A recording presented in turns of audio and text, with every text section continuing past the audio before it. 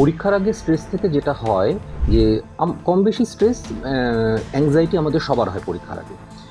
এবারে অল্প একটু অ্যাংজাইটি কিন্তু পরীক্ষার পারফরমেন্সের জন্য হেল্পফুল, আমাদের পারফরমেন্সটা ভালো করে।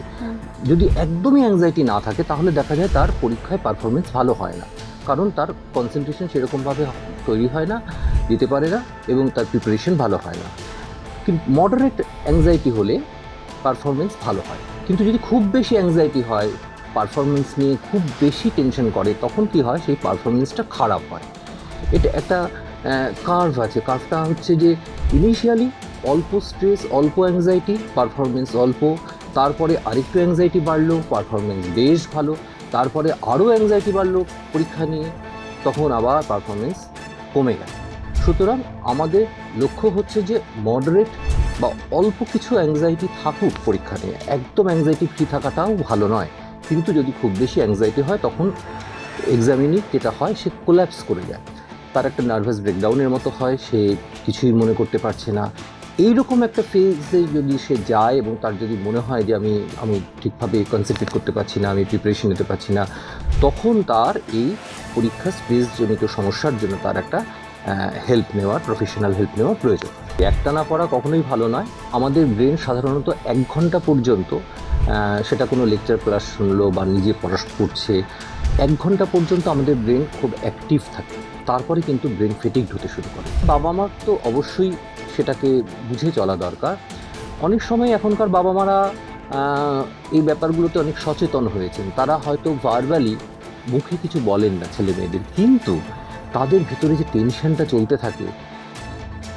1 বছর বাদে মাধ্যমিক পরীক্ষা, বলছে না সামনের বছরে হবে না, সামনের বছরে ছেলের মাধ্যমিক, এখন নয়, একদম ছেলের মাধ্যমিকের পরে। এই যে সব কথাতে ছেলের সামনে উচ্চ মাধ্যমিক, ছেলের সামনে মাধ্যমিক, এইগুলো কিন্তু ওই ছেলেটির বা মেয়েটির মনে একটা প্রেশার তৈরি করছে।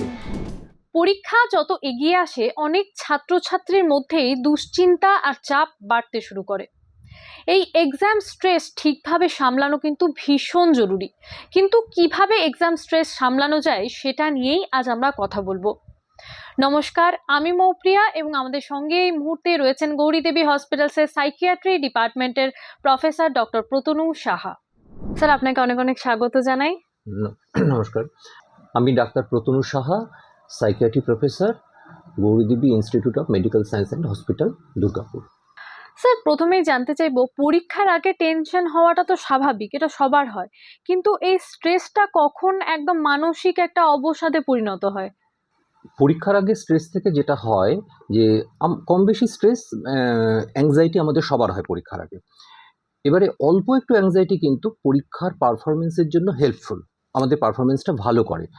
যদি একদমই অ্যাংজাইটি না থাকে তাহলে দেখা যায় তার পরীক্ষায় পারফরমেন্স ভালো হয় না, কারণ তার কনসেন্ট্রেশন সেরকমভাবে তৈরি হয় না, দিতে পারে না, এবং তার প্রিপারেশন ভালো হয় না। কিন্তু মডারেট অ্যাংজাইটি হলে পারফরমেন্স ভালো হয়। কিন্তু যদি খুব বেশি অ্যাংজাইটি হয়, পারফরমেন্স নিয়ে খুব বেশি টেনশন করে, তখন কি হয়, সেই পারফরমেন্সটা খারাপ হয়। এটা একটা কার্ভ আছে। কার্ভটা হচ্ছে যে ইনিশিয়ালি অল্প স্ট্রেস, অল্প অ্যাংজাইটি, পারফরমেন্স অল্প, তারপরে আরেকটু অ্যাংজাইটি বাড়লো, পারফরমেন্স বেশ ভালো, তারপরে আরও অ্যাংজাইটি বাড়লো পরীক্ষা নিয়ে, তখন আবার পারফরমেন্স কমে গেল। সুতরাং আমাদের লক্ষ্য হচ্ছে যে মডারেট বা অল্প কিছু অ্যাংজাইটি থাকুক পরীক্ষা নিয়ে, একদম অ্যাংজাইটি ফ্রি থাকাটাও ভালো নয়। কিন্তু যদি খুব বেশি অ্যাংজাইটি হয় তখন এক্সামিনি যেটা হয়, সে কোল্যাপস করে যায়, তার একটা নার্ভাস ব্রেকডাউনের মতো হয়, সে কিছুই মনে করতে পারছে না। এইরকম একটা ফেজে যদি সে যায় এবং তার যদি মনে হয় যে আমি ঠিকভাবে কনসেন্ট্রেট করতে পারছি না, আমি প্রিপারেশন নিতে পারছি না, তখন তার এই পরীক্ষা স্ট্রেসজনিত সমস্যার জন্য তার একটা হেল্প নেওয়ার, প্রফেশনাল হেল্প নেওয়ার প্রয়োজন হয়। বার্ন আউট এড়াতে পরীক্ষার আগে রুটিনটা কেমন হওয়া উচিত? অবশ্যই একটানা পড়া কখনোই ভালো নয়। আমাদের ব্রেন সাধারণত 1 ঘন্টা পর্যন্ত, সেটা কোনো লেকচার ক্লাস শুনলো বা নিজে পড়ছে, 1 ঘন্টা পর্যন্ত আমাদের ব্রেন খুব অ্যাক্টিভ থাকে। তারপরে কিন্তু ব্রেন ফেটিগড হতে শুরু করে। সুতরাং আমরা যদি এইভাবে রুটিনটা করি যে আমি 1 ঘন্টা পড়লাম, তারপরে 10 মিনিট বিরতি নিলাম, সেই 10 মিনিট একদমই পড়া নিয়ে কিছু ভাববো না, আমি একটুখানি কারোর সঙ্গে একটু গল্প করলাম, একটু খোলা জায়গায় একটু হেঁটে আসলাম, একটু আকাশ দেখলাম। এতে দুটো সুবিধা, এক হচ্ছে যে ব্রেন একটু রিলিফ পাচ্ছে, প্লাস হচ্ছে পড়ার সময় কি হয়, আমাদের ব্রেন যেমন কাজ করে কন্টিনিউয়াসলি, তেমনি আমাদের চোখও কাজ করে। চোখ এই যে একটা কনসেন্ট্রেট করছে খুব একটা নিয়ার ভিশনে, তাতে কি হয়, আমাদের আইবলের যে মাসলগুলো আছে সেগুলো ফেটিগ হয়ে যায়, আমাদের আই স্ট্রেইন হয়, ড্রাই আই হয়, চোখ শুকিয়ে যায়। এবার অনেকেরই পড়তে পড়তে এরকম করে যে এরকম করে ব্যথা করছে, চোখের পেছনটা ব্যথা করছে। তার কারণ সে একটানা এই যে কাছের দৃষ্টিটা রাখছে, তার ফলে আইবলের মাসলগুলো ফেটিক হয়ে যাচ্ছে। সেই জন্য ওই ঘন্টাখানেক পড়ার পরে সে যদি একটুখানি খোলা জায়গায় গিয়ে দূরে আকাশের দিকে তাকায়, তাহলে কি হবে, আইয়ের মাসলগুলো রিল্যাক্সড হলো, প্লাস ব্রেনও একটুখানি ওই ফেটিকটাকে কাটিয়ে আবার সে পড়তে বসতে পারবে, আবার সে কনসেন্ট্রেট করতে পারবে। সেই জন্য রুটিনটা অবশ্যই এরকম গ্যাপ দিয়ে করাটাই ভালো। এখন দেখা যাচ্ছে ডিজিটাল ডিস্ট্রাকশন আর সোশ্যাল মিডিয়া অ্যাডিকশন, তো পরীক্ষার যখন প্রিপারেশন হয় তখন এই দুটোও থাকে একসাথে, মানে পড়তে পড়তে হঠাৎ করে ফোন দেখছি, আবার ফোন যখন মনে পড়ে যাচ্ছে তখন ফোন রেখে পাশে রেখে আবার পড়াশোনা শুরু করছি। তো এটা কি কোথাও না কোথাও আমাদের মানসিক একটা স্ট্রেস তৈরি করে? ডিজিটাল মিডিয়া বা সোশ্যাল মিডিয়াকে বাদ দিয়ে আজকের জীবন সম্ভব নয়। হ্যাঁ। সে স্টুডেন্ট হোক, টিচার হোক, পেরেন্টস হোক, যেই হোক, সবার জন্যই একটা সোশ্যাল মিডিয়া আছে। আমি সেটা অবশ্যই ব্যবহার করব, পরীক্ষার জন্য আমি একদম বন্ধ রাখবো না, কারণ বন্ধ রাখলে আমার মনে হবে যে আমি সব কিছু মিস করছি, সেটা একটা অন্য ধরনের ক্রাইসিস তৈরি হয়। আমি কি করব, আমি একটা রেশনিং করব, যে সারাদিনে আমি 15 মিনিট করে দুটো ফেজে আমি সোশ্যাল মিডিয়ায় যাব, কি হাফ অ্যান আওয়ার একটানা একবার দেখব। সেটা আমি ঠিক করে নেব যে শেষের দিকে হোক, রাত্রে খাওয়া দাওয়ার পরে হোক, সারাদিনে কি হলো আমি আমার হোয়াটসঅ্যাপ আমি চেক করলাম, আমি আমার ফেসবুক ইনস্টাগ্রাম চেক করলাম, কিন্তু এই টাইম লিমিটটা রাখা দরকার। যে হাফ অ্যান আওয়ার দরকার হলে মোবাইলেই একটা অ্যালার্ম দেওয়া, যখন আমি স্টার্ট করলাম সেখান থেকে একটা অ্যালার্ম দিয়ে রাখা, যেতে হাফ অ্যান আওয়ার হলে আমি যেন একটা রিমাইন্ডার পাই আমার মোবাইল থেকেই। কারণ আমি যখন সোশ্যাল মিডিয়ায় ঢুকছি তখন তো আর আমি আমার মধ্যে নেই, আমি তো সেটার মধ্যে ঢুকে গেছি, আমার খেয়াল থাকবে না কত টাইম চলে যাচ্ছে আর কি। সুতরাং পরীক্ষার আগে আমি এটা একদম, পরীক্ষার কয়েকদিন আগে সেই সময়টা না হয় একদম বন্ধ রাখলাম, কিন্তু পরীক্ষা প্রিপারেশন যতদিন চলছে, কয়েক মাস ধরে সে সোশ্যাল মিডিয়ায় থাকবে না, এরকমটা দরকার নেই, এতটা প্রয়োজন নেই। যদি কেউ রাখতে পারে, সে যদি সোশ্যাল মিডিয়া দূরে থেকে ভালো থাকে, কোনো অসুবিধা না হয়, ওয়েল অ্যান্ড গুড। কিন্তু যে পারছে না, যার দরকার হচ্ছে, অনেক সময় সোশ্যাল মিডিয়া আমাদের একটা এন্টারটেনমেন্ট দেয়, হ্যাঁ, সেই জন্য ওই সারাদিনে একটা টাইম ভাগ করে নিয়ে যে এই টাইমটা আমি দেখব, সেটা তার যেরকম তার অ্যাসাইনমেন্টস থাকছে, যতটা পড়ার চাপ থাকছে, সেই মতো সে ঠিক করবে আর কি। স্যার, অনেক সময় অনেক বাবা মায়ের অনেক প্রত্যাশা থাকে, যেটা থেকে একটা চাপ তৈরি হয় পরীক্ষার্থীর মনে, এবং তাদের কিছু কিছু আচরণ থাকে যেগুলো পরীক্ষার্থীর মনে আরো একটা আশঙ্কা তৈরি করে ফেলে। তো মানে বাবা মায়েরও কি কোনো আচরণের পরিবর্তনের দরকার রয়েছে? অবশ্যই। যে স্টুডেন্ট, তাকে আমি বলবো যে তুমি ঠিক করে নাও যে তুমি কতটা তুমি কতটা বাবা মায়ের তুমি, হ্যাঁ, বা আমার ক্ষেত্রে আমি বলবো যে আমি আমার কতটা, আর আমার পরিবারের লোকের জন্য আমি কতটা, এরকম একটা ভাগ রাখা দরকার। ঠিক আছে, বাবা মা চাইতে পারে, আত্মীয় স্বজন চাইতে পারে, কিন্তু সব থেকে বড় হচ্ছে তুমি নিজের কাছ থেকে কতটা প্রত্যাশা করছো, এইটা সেট করা দরকার। ঠিক আছে, এইটা হচ্ছে আসল। এইখানেও অনেকে ভুল করে কি, নিজেকে একটা অসম্ভব, একটা আনরিয়ালিস্টিক একটা গোলে নিজেকে সেট করে, যে এত নম্বর আমাকে পেতে হবে, এত পার্সেন্টেজ পেতে হবে, না হলে আমি মুখ দেখাতে পারবো না বন্ধুদের কাছে। হয়তো তার বাবা মা কোনো কিছু চাপিয়ে দিচ্ছে না, সে নিজেই এরকম একটা টার্গেট করছে, যেটা তার পক্ষে, তার পোটেনশিয়াল যতটা, তার সেটার তুলনায় কিন্তু সেটা একটা অবাস্তব। তাই এই জায়গাটা আগে ঠিক করতে হবে যে আমার যতটা ক্ষমতা সেই অনুযায়ী আমার লক্ষ্যটা থাকা দরকার। এইবারে বাবা মার তো অবশ্যই সেটাকে বুঝে চলা দরকার। অনেক সময় এখনকার বাবা মারা এই ব্যাপারগুলোতে অনেক সচেতন হয়েছেন, তারা হয়তো ভার্বালি মুখে কিছু বলেন না ছেলে মেয়েদের, কিন্তু তাদের ভেতরে যে টেনশনটা চলতে থাকে, 1 বছর বাদে মাধ্যমিক পরীক্ষা, বলছে না সামনের বছরে হবে না, সামনের বছরে ছেলের মাধ্যমিক, এখন নয়, একদম ছেলের মাধ্যমিকের পরে। এই যে সব কথাতে ছেলের সামনে উচ্চ মাধ্যমিক, ছেলের সামনে মাধ্যমিক, এইগুলো কিন্তু ওই ছেলেটির বা মেয়েটির মনে একটা প্রেশার তৈরি করছে, যে জগতে সব কিছুকে পিছিয়ে দেওয়া হচ্ছে, হোল্ড করে রাখা হচ্ছে আমার পরীক্ষাটার জন্য।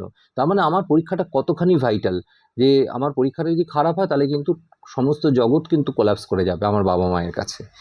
এইটা বাবা মা যদি ডিরেক্টলি নাও বলে তাহলে কিন্তু ছেলে মেয়ের মনে এই টেনশনটা তৈরি হয়ে যাচ্ছে, একটা যে বাবা মা আমার কাছ থেকে এক্সপেক্ট করছে, আমার পরীক্ষা একটা বিশাল একটা মেগা ইভেন্ট, এই জায়গাটা কাটাতে হবে। সমস্ত কিছু যেরম চলছে সেরমই চলবে। পরীক্ষা ঠিক আছে, পরীক্ষা জীবনে অনেক আসবে, মাধ্যমিক পরীক্ষার পর উচ্চ মাধ্যমিক আসবে, তারপর কলেজের পরীক্ষা আসবে, এগুলোকে পার্ট অফ লাইফ ধরে নিয়ে এগোতে হবে। বাবা মাকে এটা বুঝতে হবে যে তাদের আচরণে যেন সেই টেনশনটা ছেলে মেয়ের পরীক্ষা নিয়ে টেনশনটা প্রকাশিত না হয়। সেটা যদি তাদের আচরণে প্রকাশ পায় তাহলেও কিন্তু সেটা পরোক্ষভাবে ছেলে মেয়ের মনে টেনশন তৈরি করবে। আরও একটা বিষয়, বন্ধু বান্ধব আত্মীয় স্বজন যারা রয়েছে তারা একটাই প্রশ্ন করে বা কথায় কথায় বলে ওঠে, আর কতদিন? হ্যাঁ, কিছু পরীক্ষায় সাকসেস রেট খুব কম থাকে, সেগুলোতে হয়তো 20%, 15% পাস করে প্রত্যেক বছর, এরকম কিছু পরীক্ষা আছে, কম্পিটিটিভ পরীক্ষা, এবং সেখানে বেশিরভাগ ক্যান্ডিডেটদের কিন্তু বেশ কয়েক বছর অ্যাটেম্প নিতে, যেমন নিট ইউজি, অনেকেই 3বারে 4বারে চান্স পাচ্ছে। এবারে সবাই তো আর প্রথমবারে চান্স পাচ্ছে না। এটা একটা মানসিক প্রস্তুতি রাখতে হবে যে আমি অমুক সাল পর্যন্ত আমি চেষ্টা করব, তার মধ্যে হলে ভালো, না হলে আমি আমার প্ল্যান বিটাকে নেব।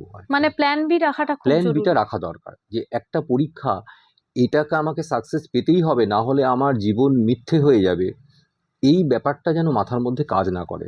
মানে আমরা অনেক সময় বলি না, মানে কোচরা বলে খেলোয়াড়দের যে এটাকে একেবারে পাখির চোখ, অর্জুনের পাখির চোখের মতো করে ব্যাপারটাকে দেখ, এইটা মনস্তত্ত্বের দিক থেকে ঠিক নয়। কোনো কিছুকেই জীবনে একেবারে পাখির চোখ হিসেবে করাটা ঠিক নয়। ঠিক আছে, আমি যখন যেটা টার্গেট করছি তার জন্য আমি আমার 100% দেব, কিন্তু ওইটাই শেষ জীবনে, তখন আমি আর কিচ্ছু দেখতে পারছি না, জীবনকে এত ছোট করাটা ঠিক নয়। আমার একটা প্ল্যান বি থাকবে, ঠিক আছে, এটা না পেলে আমার আরেকটা আছে, তাহলে কি হবে? কারণ আজকের এতটা প্রতিযোগিতামূলক পরীক্ষাতে সাকসেস, আমার সমস্ত চেষ্টা সত্ত্বেও আমি সাকসেসফুল নাও হতে পারি, তাহলে কি আমার আর কোনো রাস্তা খোলা থাকবে না? এইটা যদি আমি আগেই বন্ধ করে দিই অন্য রাস্তাগুলো, তাহলে কিন্তু আমি নিজের জন্য আমি একটা বিপদ ডেকে আনছি। সেই জন্য অবশ্যই প্ল্যান বি থাকতে হবে। এবং এই ব্যাপারে আত্মীয় স্বজন বা বন্ধু বান্ধব যদি এরকম প্রশ্ন করে আর কতদিন, বিশেষত যারা একটা সম্পর্কের মধ্যে থাকে, যে সমস্ত ছেলে মেয়ে, সে তাদের এই প্রশ্নের একটা সম্মুখীন হয় আর যে তার, কতদিন? হ্যাঁ, কারণ সে তার মানে প্রেমিক বা চাকরিটা পাওয়ার একটা পাওয়াটা তাড়না তাড়না থাকে। থাকে, তারপর পরীক্ষার জন্য সে প্রেমিক বা প্রেমিকা তার মানে একে লাভারকে সময় দিতে পারছে না, যে আর কতদিন এরকম চলবে আর কি। এটা একটা বোঝাপড়ায় আসা দরকার, যে এইটা আমার টার্গেট, এটার জন্য আমি এত সাল পর্যন্ত অপেক্ষা করব, চেষ্টা করব, সেই সময়টা আমার সঙ্গে যদি তুমি থাকো তোমাকেও একটু বিয়ার বুঝতে করতে হবে, হবে। বুঝতে হবে আর কি। এটা তার সঙ্গে একটা খোলামেলাভাবে বোঝাপড়া করে নেওয়া দরকার। স্যার, যারা সিএ, সিএমএ, সিএস এক্সামের জন্য প্রিপারেশন নিচ্ছে, তারা কিভাবে নিজেকে মোটিভেট করতে পারে? মানে নিজেই নিজেকে কিভাবে মোটিভেট করা যায়? হুম এই পরীক্ষাগুলোর তে সাফল্যের হার তুলনামূলকভাবে অনেকটা কম। মানে 100 জনের মধ্যে হয়তো ওই শতকরা 15-20 জন একেক বছরে বোধহয় পাস করে, কিংবা তারও কম। এইগুলোর বেশিরভাগই বেশ কয়েকবার অ্যাটেম্পটের পরেই সাকসেসফুল হয়, অধিকাংশের ক্ষেত্রেই আর কি। এক্ষেত্রে নিজেকে মোটিভেট করা দরকার এইভাবেই, যে মাধ্যমিক পাস, যেখানে মাধ্যমিকে সাকসেস রেট অনেক হাই, যতজন পাস করে তার মধ্যে অধিকাংশ পাস করে। সুতরাং সেইটা পাস করার জন্য বা উচ্চ মাধ্যমিক পাস করার জন্য আমাকে কেউ কোনো কৃতিত্ব দেবে না। কিন্তু এই পরীক্ষাটায় পাস করলে আমি যদি ক্র্যাক করতে পারি, আমি একটা মানুষের কাছে একটা কৃতিত্ব পাবো, মানুষ আমাকে মর্যাদা দেবে, মানুষের কাছ থেকে আমি সম্মান এবং পাবো। নামের আগেও যে ট্যাগটা লাগে ট্যাগটা, সেটাও হ্যাঁ, অনেকের মনে অনেকেই, একটা ইয়ে হ্যাঁ, করে। হ্যাঁ, সে যদি নিট ইউজিতে ঢোকে, তার একটা নামের আগে ডক্টর ট্যাগটা সে তখনই অর্জন করে ফেললো, 5 বছর বাদে তো পাস করবেই। সুতরাং একটা কিছু এরকম যেটা অনেকেই পারছে না, সেটা পেতে গেলে, সেটা অর্জন করতে গেলে আমাকে যথেষ্ট পরিশ্রম করতে হবে, সেটা যথেষ্ট সময় সাপেক্ষ, এইভাবে নিজেকে মোটিভেট করতে হবে। মাঝে মাঝে হতাশা আসবে, তখন এই কথাগুলো আবার রিক্যাপিচুলেট করতে হবে, মনে আনতে হবে। এবং আমার যদি অন্য কোনো ফিল্ডে সাকসেস থাকে, সাপোজ আমি খুব ভালো গান করি, কি আমি খুব ভালো ছবি আঁকি, আমাকে অন্য লোকেরা অন্য কোনো কাজের জন্য খুব অ্যাপ্রিসিয়েট করে, সেই অ্যাপ্রিসিয়েশনটাকে আমাকে চ্যানেলাইজ করতে হবে এখানে, যে আমি ওটা যখন ভালো পারি, চেষ্টা করলে আমি এটাও ভালো পারবো। এইভাবে আমাকে নিজেকে মোটিভেট করতে হবে। আর একটা সোজা কথা যে এই ধরনের পরীক্ষায় অ্যাকচুয়ালি মুড়ির সঙ্গে মুরগির একটা বাছাই হয়। হুম, সুতরাং আমি যে মুরগি সেটা বোঝানোর জন্য আমাকে যথেষ্ট পরিশ্রম করতে হবে যে আমি মুড়ির দল থেকে মুরগিতে উত্তীর্ণ যোগ হলাম। দিয়েছি। হ্যাঁ, এইটা প্রতিনিয়ত বোঝাতে হবে যে মুরগিরা কিন্তু সংখ্যায় কম, হুম। মুড়ি অজস্র। এই কথাটাই বারবার তাকে মনে করতে হবে। স্যার, এখন ইন্টার্নশিপ, আর্টিকেলশিপ এগুলো ম্যান্ডেটরি হয়ে গেছে। তো কেউ কেউ জবের সাথেও অনেক এক্সাম প্রিপেয়ার করে, যেমন ইউপিএসসির মতো এক্সাম হোক বা আরো বড় যে এক্সামগুলো রয়েছে। তো কাজের থেকে ফিরে আবার পড়াশোনায় বসা, মানে এটা কিভাবে সম্ভব? হুম, কাজ করতে করতে পড়াশোনা করা এবং বিশেষত একটা কম্পিটিটিভ পরীক্ষায় সাকসেস পাওয়া সত্যিই খুব কঠিন ব্যাপার, কারণ সেখানে একটা ব্যালেন্স করার ব্যাপার থাকে যে দিনের অনেকটা সময় কাজ করতে যাওয়া, কাজ করা এবং কাজ করে বাড়ি ফেরা চলে যাচ্ছে, প্লাস তারপরে নিজেকে শারীরিকভাবে এবং মানসিকভাবে পড়াশোনা করার মতো প্রস্তুত করা, তারও একটা তো সময় লাগে। সে বাড়িতে ঢুকে ফিরেই তো আর পড়তে বসতে পারে না। আমাদের মনের একটা মাইন্ডসেট লাগে। কাজের জায়গায় একরকম এনভায়রনমেন্ট, তারপরে সে আমি পড়বো, তার জন্য একটা ডিফারেন্ট মাইন্ডসেট লাগে। এটা সত্যিই খুব কঠিন, কিন্তু যার ক্ষেত্রে উপায় নেই, যে অলরেডি কোনো সার্ভিসে ঢুকে গেছে, বা অনেক সময়ই বেশিরভাগ ক্ষেত্রেই এরকম হয় যে সার্ভিস করতে করতেই মানুষকে এগুলো করতে হয় হুম, নিজের কেরিয়ার আপগ্রেডেশনের জন্য আর কি। সেখানেও সেই নিজেকে এইভাবেই মোটিভেট করতে হবে যে আমি যেখানে সার্ভিস করছি সেখানে আমার মতো আরও অনেকে আছে। হুম, হ্যাঁ, এখান থেকে আমি যদি একটু নিজেকে আপগ্রেড করতে চাই, আমি নিজেকে যদি আরেকটু উঁচু কোনো জায়গায় দেখতে চাই, তাহলে আমাকে আজকের দিনে বর্তমানে আমাকে আরেকটু বেশি পরিশ্রম করতে হবে। তাহলেই আমি সেই উঁচু জায়গাটায় যেতে পারবো। আমি যদি সেটা না করতে পারি, আজকের এই কষ্টটা যদি আমি না নিতে পারি, তাহলে কিন্তু আমাকে সারা জীবন এই জায়গাটাতেই থাকতে হবে। আমার এখান থেকে কোনো উত্তরণ হবে না। এইভাবে নিজেকে মোটিভেট করতে হবে এবং সময়ের ব্যালেন্স করাটা, এটা খুব ক্রুশিয়াল যে আমার একটা প্রত্যেকের কাজের জায়গায় একটা ধারণা আছে যে কতটা সময় লাগবে, কোন সময়ে কাজের চাপ থাকে, বছরের কোন সময় কাজের ফাঁকা থাকে। সেইভাবে একটা টাইম ম্যানেজমেন্ট করে নিতে হবে যে আমি সপ্তাহের এই দিনগুলোতে এই সময়টা পড়বো, সারা সপ্তাহে আমি এত ঘন্টা পড়ার জন্য রাখলাম, এত ঘন্টা কাজের জন্য রাখলাম। হুম। এই যে ঘন্টা আমি পড়ার জন্য পারছি, সে তার মধ্যে এই সপ্তাহে আমি এতটা প্রিপেয়ার করব। এইভাবে তাকে কিন্তু একটা খুব স্ট্রিক্ট রুটিন করে নিতে হবে। হুম। সে যদি টাইম ম্যানেজমেন্টটা ঠিকভাবে না করতে পারে, তাহলে কিন্তু নিজেকে মোটিভেট করা সত্ত্বেও সাকসেস তার আসবে না। শিক্ষার্থীরা পরীক্ষার আগে মনে করে কিছুদিন পর পড়ার পর মনে করে আমি সব ভুলে গেছি, আগে যেটা পড়েছি সব ভুলে গেছি। তো এটা কেন হয়? পরীক্ষার কয়েকদিন আগে বা পরীক্ষার আগের দিন এই অনুভূতিটা প্রায় সবারই কম বেশি হয়। অ্যাকচুয়ালি আমাদের মেমোরিটা না অ্যাসোসিয়েটেড মেমোরি থাকে। অর্থাৎ আমার কোনো একটা ঘটনায় একটা জিনিস মনে পড়লে সেই ঘটনার সঙ্গে আর যা যা জিনিস ছিল সেগুলো আস্তে আস্তে মনে পড়ে। ঠিক আছে? যেমন আমি যে এই ঘরে আছি, এই ঘরের স্মৃতিটা যখন আমার মনে পড়বে, এই ঘরে যে জিনিসগুলো আছে পরপর সব মনে পড়বে, হুম। কিন্তু একবারে সব মনে পড়বে না। আমি যখন মনে করব যে এই ঘরটার ভেতরটা কীরকম ছিল, একটা একটা করে আমার সবকটা মনে পড়বে।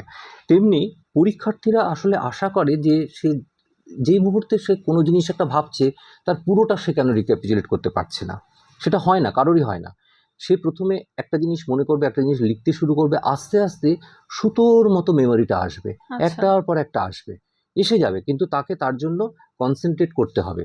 যে বিষয়টা সে মনে করার চেষ্টা করছে, যে বিষয়টা নিয়ে সে উত্তরটা লিখছে, সেই বিষয়টা মনে করলেই একটার পেছনে একটা ঠিক চলে আসবে। আমাদের স্মৃতিটা ওরকমই, একদম মানে অ্যাসোসিয়েট করে একটার সঙ্গে তারপরে আরেকটা মানে একটা একটা করে অ্যাপিয়ার করছে। করবে। হ্যাঁ, এই জিনিসটা আরো একটা জায়গায় হয়, সেটা হচ্ছে এক্সাম হলে বসে সবকিছু ভুলে গেছে বা প্যানিক করে গেছে, কিছু মনে পড়ছে না, সেই মুহূর্তের জন্য কি কোনো ব্রিথিং এক্সারসাইজ বা কিছু রয়েছে? এটা হয় খুব নার্ভাসনেস থেকে, কিছুই মনে পড়ছে না, কোল্যাপস করে যাওয়া। সেই সময়তে দরকার হচ্ছে প্রথম নিজেকে অ্যাসিওর করা যে আমি পড়েছি, নিশ্চয়ই মনে পড়বে। খুব ঠান্ডা মাথায় দরকার হয় সে কিছুক্ষণ একটু এক্সাম হলের বাইরে যদি কিছু দেখা যায়, গাছপালা, আকাশের দিকে সে চেয়ে রইল, সে 2-3 মিনিট অন্য কিছু ভাবলো, তারপরে আস্তে আস্তে কোশ্চেন পেপারটা নিয়ে শুরু করলো। তখন কিন্তু আস্তে আস্তে তার সব মনে পড়বে। কোল্যাপস করে গেলে মানে একটা মেমোরিটা যে আসবে সেই জায়গাটাই তো সে বন্ধ করে দিয়েছে, সে এত টেনশন করছে। আগে তার মন থেকে টেনশনটা সরাতে হবে, অ্যাংজাইটিটা সরাতে হবে। সরিয়ে দিলে তখন কিন্তু আস্তে আস্তে সে যেটা মনে করার চেষ্টা করছে সেটা মনে করবে। আমাদের মন যখন ভীষণভাবে উদ্বিগ্ন থাকে, ভীষণভাবে অবসাদগ্রস্ত থাকে, তখন আমাদের মেমোরি ঠিকমতো কাজ করে না। আমাদের যেটা আমরা জানি সেটা আমাদের স্মৃতি থেকে ফিরে আসে না। সুতরাং মাইন্ডটাকে তখন ক্লিয়ার করাটা খুব দরকার। পরীক্ষার ফল খারাপ হলে অনেক সময় সোশ্যাল অ্যাংজাইটি দেখা যায়, এবং কখনো কখনো অনেক ক্ষেত্রে দেখা যায় মাধ্যমিক উচ্চ মাধ্যমিকের পর বা যে কোনো পরীক্ষা হোক, পরীক্ষার পর আম, কেউ কেউ সুইসাইডও করে নেয় বা সুইসাইড অ্যাটেম্প্ট করে। তো সেই ক্ষেত্রে আপনি কি বলবেন, এটা কেন হয়? এবং মানে এরকম যদি থটস মাথায় আসছে তাহলে আমাদের কি করা দরকার? এটার মূল সমস্যা হচ্ছে যে এই ছেলে মেয়েদের কোনো প্ল্যান বি থাকে না। হুম। যে পরীক্ষাটা দিচ্ছে, সাপোজ যে সিএ পরীক্ষা দিচ্ছে, সে মনে করছে এই সিএ পরীক্ষাটা ক্র্যাক না করতে পারলে আমার জীবন ব্যর্থ হয়ে যাবে, আমি সমাজে মুখ দেখাতে পারবো না। এই ভাবনাটাই ভুল। জীবনটা সিএর জন্য নয়, ঠিক আছে? জীবন অনেক বড়। সিএ ছাড়াও আরও অনেক পরীক্ষা আছে, আমি সিএ পাস না করেও, ক্র্যাক না করেও আমি অন্যভাবে আমি জীবনে প্রতিষ্ঠা পেতে পারি। এগুলোর কিছুটা গোড়ায় সমস্যা অভিভাবকদের, যে স্কুলের কারিকুলামের যে পড়াশোনা সেটা বাইরের পড়াশোনা খুব কম। আগে যেটা হতো যে বড় বড় মনীষীদের জীবনী পড়া, কেউ কেউ হয়তো পড়ে, কিন্তু বেশিরভাগ ছেলে মেয়ে এগুলো পড়ে না। হ্যাঁ, সেগুলো যদি পড়ে তাহলে দেখতে পাবে যে, জানতে পারবে যে বহু মানুষ জীবনে প্রতিষ্ঠিত হয়েছে স্কুল কলেজে ভালো রেজাল্ট না করে, হুম। এবং অনেক বড় হয়ে তারা মোটিভেটেড হয়ে সে নিজেকে সেই জায়গায় নিয়ে গেছে। স্কুল লাইফে সে ভীষণই হয়তো ফাঁকিবাজ ছিল, সে সেইভাবে নিজেকে প্রয়োগ করেনি, কিন্তু পরে মোটিভেটেড হয়ে করেছে। সুতরাং একটা পরীক্ষাই জীবনের শেষ কথা নয়, প্ল্যান বি রাখা দরকার, যে এই পরীক্ষাটার জন্য আমি, হ্যাঁ এটা আমি খুব ভীষণভাবে চাইছি আমি পরীক্ষাটায় সাকসেস পাই, কিন্তু এটা না পেলে আমার বিকল্প কী হবে, প্ল্যান বি কী হবে, সেটা আমার ছকে রাখা দরকার। এবং সেটা শুধু ছকে রাখা নয়, সেটাকে মাইন্ডে আমার অ্যাকসেপ্টও করে রাখতে হবে।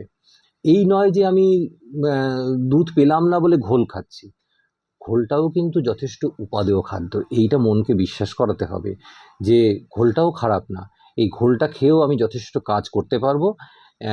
আমি যে ঘোলটা পাচ্ছি সেটা আরও কিছু মানুষ সেটাও পাচ্ছে না। হুম। সুতরাং মনকে সেইভাবে মনের একটা গ্রহণযোগ্যতা তৈরি করতে হবে যে এ না হলে বি, বি না হলে সি। এইটা যদি হয় তাহলে কখনোই আমার সুইসাইডের কথা মনে আসবে না। আর পরীক্ষার প্রস্তুতির সময়ে যে সমস্ত কিছু বন্ধ করে পরীক্ষায় পড়াশোনা পড়াশোনা পড়াশোনা, এইটা খানিকটা একটা ব্লাইন্ড টানেল বা একটা অন্ধ সুড়ঙ্গের দিকে আমাদেরকে ঠেলে দেয়। স্ট্রেস ম্যানেজমেন্ট করাটা কি শুধুমাত্র পরীক্ষার হলে বা পরীক্ষার কয়েকদিন আগের বিষয়, নাকি এটা একটা টেকনিক, একটা প্রসেস যেটা মানে সারা বছর করে আসতে হয়? একদমই তাই। এটা একটা চলমান প্রক্রিয়া। স্ট্রেস ম্যানেজমেন্ট শুধু স্ট্রেসের সময়তে করার ব্যাপার নয়, এটা আগে থাকতে প্রস্তুতি থাকা দরকার। স্ট্রেস তো জীবনে আসবেই, সে পরীক্ষা নিয়ে হতে পারে, পরীক্ষার রেজাল্ট নিয়ে হতে পারে, আরও অনেক কিছু নিয়ে হতে পারে। আমি কতটা স্ট্রেসে কাবু হয়ে যাব সেটা নির্ভর করছে আমার রেজিলিয়েন্স কতটা, কতটা আমার মন সেই স্ট্রেসটাকে মোকাবিলা করতে পারে। তার জন্য আমার মনে যেন অবসাদ না থাকে, আমি যেন আগে থাকতে অবসাদগ্রস্ত না থাকি, আমি যদি আগে থাকতে উদ্বিগ্ন না থাকি, আমার কিছু বিষয়ে যেন আমার ভালো লাগার কাজ যদি আমি সারাদিনে কিছু করতে পারি প্রতিদিন, তাহলে এই ভালো লাগা থেকে আমার মনের সেই রেজিলিয়েন্সটা বাড়বে, কোপিং স্ট্র্যাটেজিগুলো আমার ইমপ্রুভ করবে। আমি যদি আমার পরিবারের সঙ্গে, আমার বন্ধুদের সঙ্গে একটুখানি ভালো সময় কাটাই, আরও কিছু ক্রিয়েটিভ কাজ, যে গান করে সে যদি একটু গান করলো, কি গান করে না গান শুনলো, সাহিত্য যে ভালোবাসে সে একটু অল্প সময়, অন্তত দিনে 15-20 মিনিট একটু সেরকম কিছু বই পড়লো। এই ধরনের যার যেটা ভালো লাগার কাজ সেইটা যদি সে করে, প্রথম কথা। দ্বিতীয় কথা হচ্ছে পরিবারের লোকের সঙ্গে যদি একটু ভালো সময় কাটায়, এমনকি সে যদি তার পেটকে নিয়েও ভালো সময় কাটায়, সেটাও কাজে দেবে। এইগুলো যদি সে লাগাতার করতে থাকে তাহলে তার মন এতটাই সুস্থ থাকবে যে স্ট্রেসটা সে হ্যান্ডেল করতে পারবে। আর স্ট্রেস যখন পড়ে সেই সময় যেটা দরকার, সেই সময়তে নিজেকে মোটিভেট করা দরকার, নিজের কী সামর্থ্য আছে সেইগুলোকে মনে রাখা দরকার, মনে করা দরকার এবং টাইম ম্যানেজমেন্ট করা দরকার। আমরা স্ট্রেসে পড়লে কি হয়, আমরা কোন কাজটা আগে করব আর কোন কাজটা পরে করব এইগুলো আমাদের গুলিয়ে যায় এবং সময় ভাগ করতে পারি না যে এই কাজের জন্য আমি এতটা সময় দেবো, এই কাজের জন্য এতটা সময় দেবো, এ বি সি এরকম পরপর এই কাজগুলো করব। এইভাবে যদি আমি একটা রুটিন করে রাখি যে আমার এই সময় স্ট্রেস পড়লে এই সময় আমি এইভাবে, সেই সময় আমি এইভাবে করব, তাহলে কিন্তু অনেকটাই সহজ হয়ে যায় স্ট্রেসটাকে মোকাবিলা করা। স্যার অনেক অনেক ধন্যবাদ আপনাকে, অনেক কিছু জানতে পারলাম। নমস্কার। নমস্কার। আপনারা শুনলেন এক্সাম স্ট্রেস সম্পর্কে আমাদের বিশেষজ্ঞ ঠিক কি জানালেন। এই বিষয়ে যদি আপনাদের আরও কিছু জানার থাকে তাহলে আমাদের ইউটিউব চ্যানেল রয়েছে, সেখানে কমেন্ট করতে পারেন। সুস্থ থাকুন, সতর্ক থাকুন। ধন্যবাদ।